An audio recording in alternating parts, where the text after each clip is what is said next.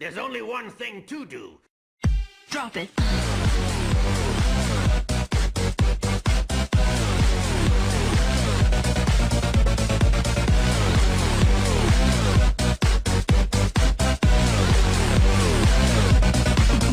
Yeah.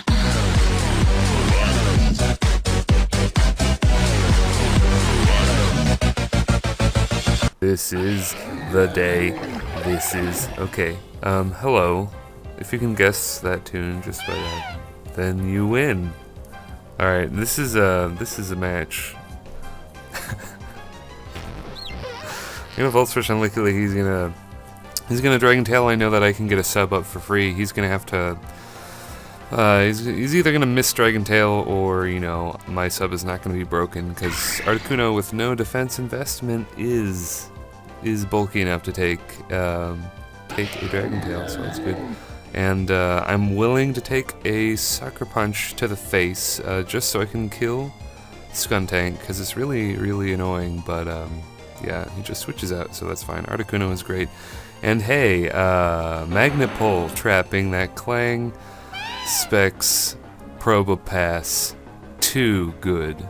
Now I am going to avoid a Fire Blast, which is great, and get the rain up and try to cripple some things. And yeah, he kills me. That's fine, because I'm gonna crit that Charizard. Well, he's gonna switch into a critical hit Hurricane, which is very unfortunate actually. That probably maybe mattered, but I do have the rain up, so I can probably take a fire hit. But anyway, every Haunter is scarfed. Every Haunter is always scarfed, so I know I can switch into that Thunderbolt and go for a Shadow Punch on the oncoming Exeggutor. And I predict the Sleep Powder go into my paralyzed Dr. Clayton Forrester.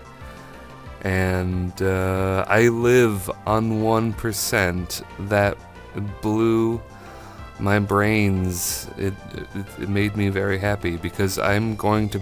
I think I burned his Citrus Berry. I think the heart. No, it's back. He's got Harvest. But yeah, I'm very surprised, and that did a ton. That Choice Specs thingy, Flash Cannon. That's what it is. So now it's Articuno versus everybody. And I'm gonna miss Hurricane twice because 70% accuracy is very bad.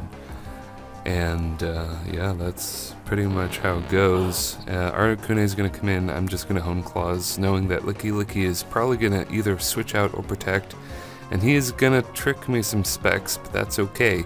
That's okay, baby, because I'm going to go for that Stone Edge, and I do outspeed Exeggutor because I am max speed neutral nature, and I am at full health, so I can actually take a Sucker Punch and be just fine. And yeah, what is that, 4 kills? 4 kills. Telling you, Hone Claws Armaldo with Stone Edge, very good.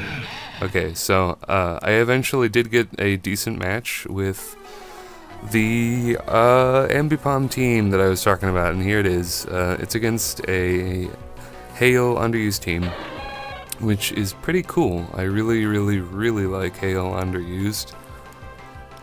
And yeah, so we're just gonna go for that. I'm gonna predict the switch out, get the Stealth Rocks in.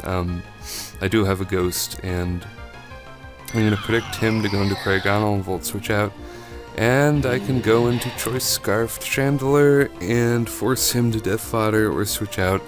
And I reveal the Energy Ball. I'm locked in, so I'm like, well, now I gotta switch out.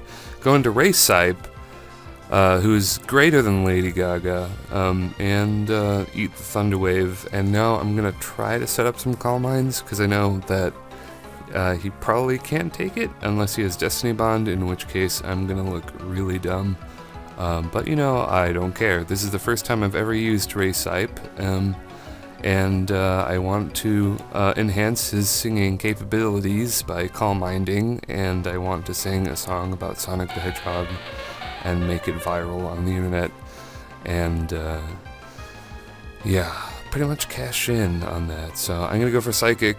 Probably should have gone for Thunderbolt, but I don't know why. So he's gonna trick me a choice item, and then I just switch up the moves, and that makes me feel great. But then he brings in that guy, and he crit U-turns me. What is that Pokemon's name? I don't know. I don't even have enough time to think about this. But this turn, this is a very important turn, because it turns out, because I really rushed when making this team, I forgot to give this guy an item, so he actually isn't Choice Scarfed, so he's going to be able to outspeed me, Thunder Wave me, and that is going to be pretty disastrous. Gonna go into Gamera. I have a really weird EV spread. He is not all defense, and not being all defense is maybe might have mattered, because I'm not going to be able to take 2 of those Zen Headbutts. But now we're going to go into Udder Fist, the star of the team. He's got Udders for fists, and he is an Ambipom. And he's got Fake Out and Last Resort. But this Suicune is so bulky that he can take it pretty well. He's going to roar me. Thankfully, he did not go for the Scald Burn. That would have been really disastrous, in my opinion, but you know, there was a 70% chance that I would have survived and then just killed him. But, you know, the hail probably would have taken me down, so I don't know. Probably should have attacked there, because Udder Fist is my key to victory. And instead of switching out, well, actually, I don't know if I could have switched out, actually, because the spikes might have killed me. But whatever the case, Go-Goat is going to have just enough speed to outspeed Max Speed Cryogonal.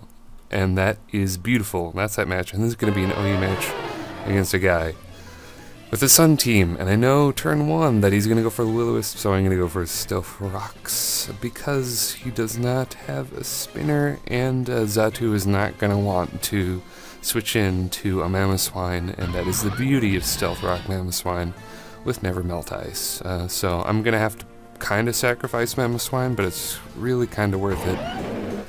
And kind of an awkward situation with Heatran, because he has a Heatran as well, so I can't lock myself into fire moves. Just going to Death Fodder Mamoswine here, and get a free switch into Molder the Gengar, and just go for a sub while he brings in Dugtrio. And the Sucker Punch, it takes out my sub, and I just failed to kill his Dugtrio. And now this is a very stupid move.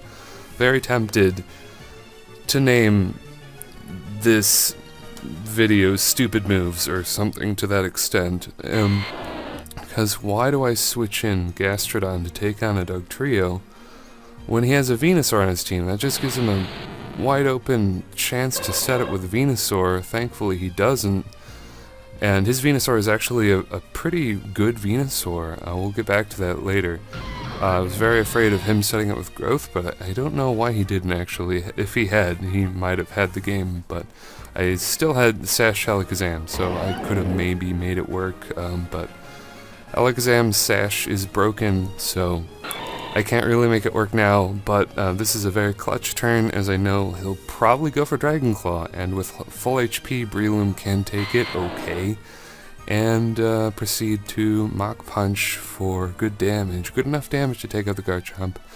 And Venusaur is going to show me Hidden Power Fire, and he's got Life Orb, so that means he's got 3 attacks and Growth, I think? Yeah, and he's going to show me Earthquake here. So he's got Hidden Power Fire, Grass Stab, Earthquake, and I assume Growth.